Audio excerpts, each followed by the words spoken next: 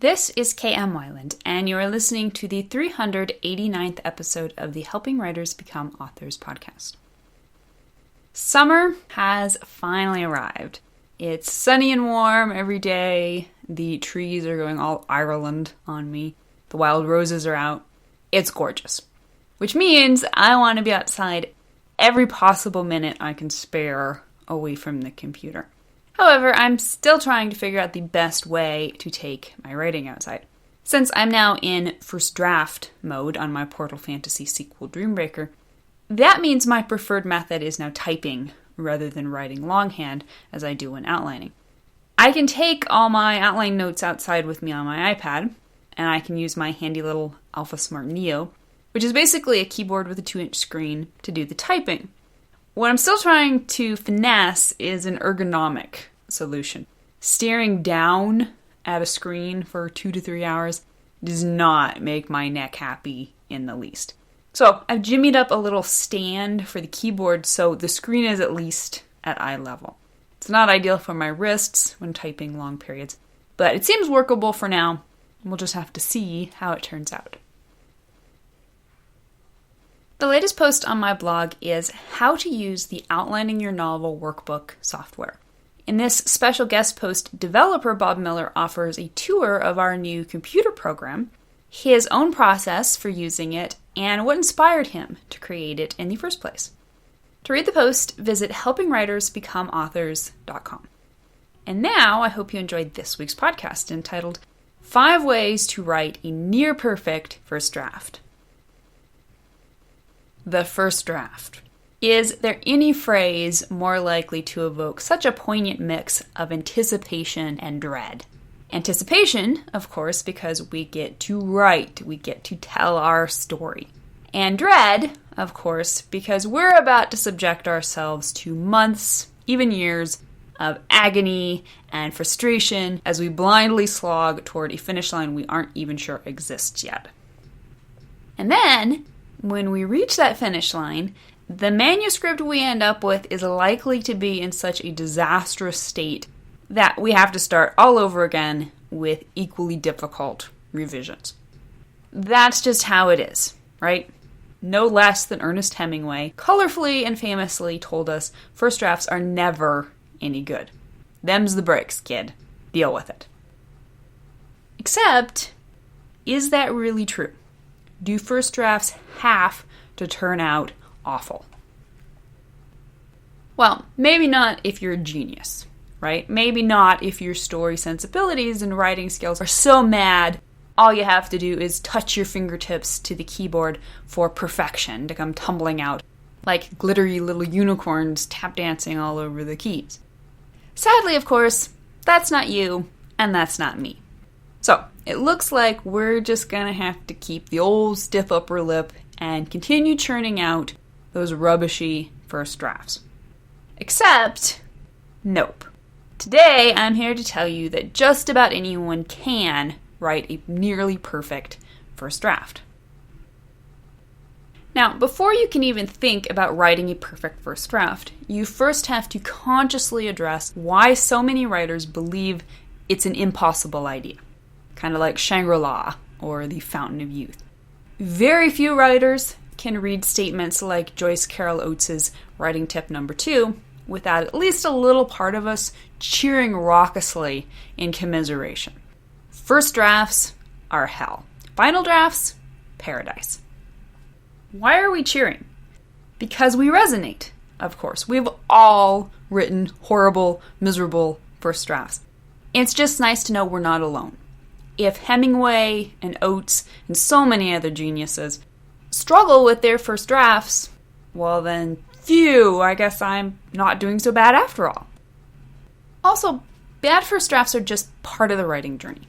When we start out, and perhaps for many years after, we are writing rubbish. Nothing wrong with that. I won't show you my early manuscripts if you promise not to show me yours. But who says rubbishy first drafts can't be just a part of the process? Who says you have to stay stuck in, ow, this first draft hurt so bad, land, for the entirety of your writing career? Who says that? Okay, so yeah, actually there are a lot of respected writers who seem to say exactly that. For example, in his book, The Lie That Tells the Truth, John Dufresne says, "Expecting too much from an early draft is the most common mistake beginning writers make, and it leads to frustration and disappointment. You must allow yourself to fail. You only write a first draft in order to have something to revise." To which I would like to point out two things. Number one, he says beginning writers, not all writers until the end of time. And number two, he says you only write a first draft to have something to revise. Maybe yes, maybe no. That depends entirely on your process and your priorities, which we're going to talk about in just a sec. But then he goes on to say something very interesting. Nelson Algren said he just kept writing until his story found its own plot. I'd have to confess, I work in the same inefficient way. Inefficient. That doesn't sound like the end of the road to me. That sounds like a problem that can be solved. When you purposefully allow yourself to sit down and write a rubbishy first draft, on the notion that it's going to create a better story in the long run, you may indeed garner some good returns.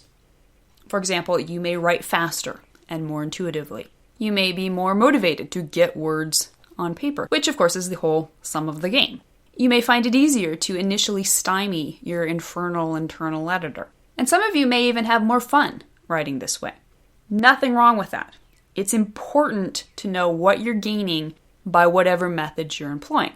But it's also important to know what you're sacrificing so you can determine whether the gains and losses are balancing. So here are 4 of the most common drawbacks writers encounter when writing purposefully rubbishy first drafts. Drawback number 1, you get a rubbishy first draft. Obviously, the biggest drawback, as Hemingway, Oates, and Dufresne would all tell you, is that you don't end up with a tight, clean manuscript. Rather, you're much more likely to end up with that promised big fat mess. Drawback number 2. You wonder if you are a rubbishy writer. The result of that rubbishy first draft is that you're very likely to look at it despairingly and fight depressing feelings that tell you you are also a rubbishy writer. After all, the proof is in the pudding, right? Instead of feeling proud of your accomplishment when you start reading it over, you may instead find yourself wanting to just hide under the bed covers for a few days. Drawback number 3. You're faced with exhausting, frustrating revisions.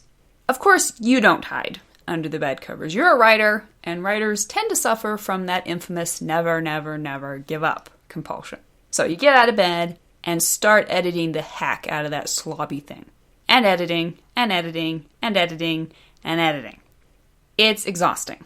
And even worse, it's often frustrating because you still don't have a clear idea of what went wrong or how to fix it. You're just gutting your way through it. And drawback number 4, your story misses out on organic perfection. Speculative novelist and publisher William Sloane pointed out, more fiction fails because the author has not had the discipline and ingenuity to provide and sustain a means of perception than for any other single reason. You will only ever get the chance to write one first draft. That draft is your single greatest opportunity to not just create cohesion and beauty, but to create them organically. Revisions are great. Heaven knows we all need them. But they rarely match the energy and brilliance that emerges in that first chronological rush of storytelling. Now, I used to wholeheartedly believe in all that stuff about rubbishy first drafts. Mostly, I believed in it because I wrote rubbishy first drafts and then slogged through the agony of difficult revisions. But then something pretty cool started happening. About the time I started writing book 8 of my current 11, my revisions started getting infinitely easier, almost laughably easier. Why? Because my first drafts were so darn clean. There for a while I started wondering if I had somehow turned into a delusional fathead, but nope, my critique partners and editors were telling me pretty much the same thing. I still had to do revisions, of course, but they were edits, not rewrites. The final drafts of my last 2 novels have been extraordinarily close to the first drafts. And what's more, they were a blast to write. This happened because I started rejecting the idea that first drafts couldn't be excellent and started using the following 5 steps to help me plan and create the best possible first drafts I had in me. As acclaimed short story writer Brent Van Stalduin says, "There's a beauty, I think, in writing quality first drafts. I'm loath to call them rough, because I write slowly and deliberately and enjoy readable early work. I've tried to write with a first draft abandon, but the work isn't as satisfying." So, to that end, here are 5 ways to write an all but perfect first draft. Number 1, don't start with the first draft. So what's the secret to writing a great first draft? Easy. You don't start with the first draft. As we talked about in last week's episode, storytelling and writing are actually 2 entirely different skill sets. Too often, when we try to do them both at once in the first draft, they end up getting in each other's way.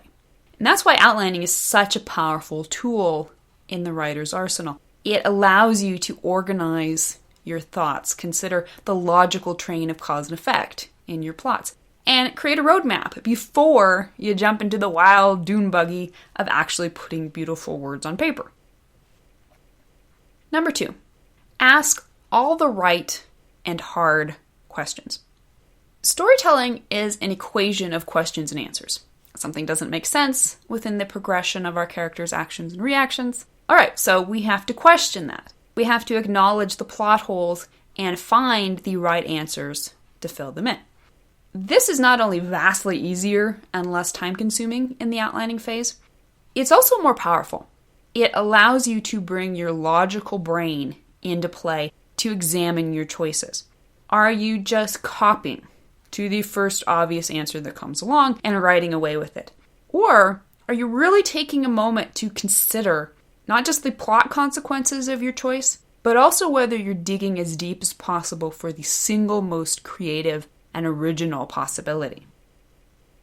In the actual writing of the first draft, our brains are cluttered by 100 different demands, to the point it's easy to be too distracted to step back objectively and realize we're not taking full advantage of all the possibilities.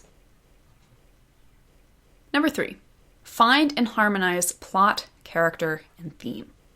One of the chief reasons slapdash first drafts fail is that they have improperly presented the symbiotic triangle of plot, character, and theme. If the author wasn't aware of any one of these going into the first draft, then she had to discover them in the first draft. And this rarely happens in a cohesive way in a rushed first draft. The plot might be there from the beginning, but the character arc doesn't become clear until halfway in, and the theme is then twisted around in an effort for it to make sense in time for the climactic encounter. Although this can, and indeed must, be fixed in revisions, you'll never get the chance to do it as organically as you will during the initial writing of the first draft. Number 4, organize your brain's tasks. The brain's various facets don't so much work simultaneously as they work in concert, pushing and pulling each part in its proper place. The problem here is that the first draft is largely a creative endeavor. Logic requires us to step back out of the zone of rapid-fire word crafting so we can thoughtfully examine the big picture. Because most writers instinctively understand that employing logic in the wrong place can easily throw them off their groove, they usually enter rubbishy first drafts through the door with the sign that says, "Abandon logic, all ye who enter here." But of course, you can no more write a good story without logic than you can without creativity. And this is why it's valuable to do as much of your logical figurings out as possible before you throw yourself into the intoxicating embrace of the word crafting muse. Don't tax your brain by making it do things it doesn't want to do. Instead, work with it to optimize its abilities and output. Number 5, trust your planning. Write like the wind. Okay, great, you say. But all that stuff isn't actually about writing the first draft. What about that? That, my friend, is now the easy part. That is where you sit down at the keyboard and you start typing like a gleeful lunatic. You've already created a solid story. You've already answered your own most important questions. Does this work? How does this work? What plot pitfalls do I need to be aware of, and how can I sidestep them? The key now is to trust your planning.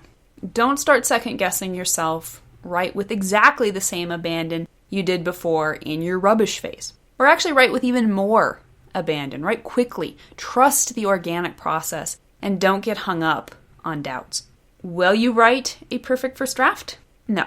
You'll still have typos, clunky sentences, and probably a few little plot holes that slip through the cracks. But I guarantee you'll have written a comparatively perfect first draft that requires far fewer revisions on the back end. Thank you for listening to the Wordplay Podcast. To read a transcript of this episode, you can visit my website at helpingwritersbecomeauthors.com. And be sure to check back again next week.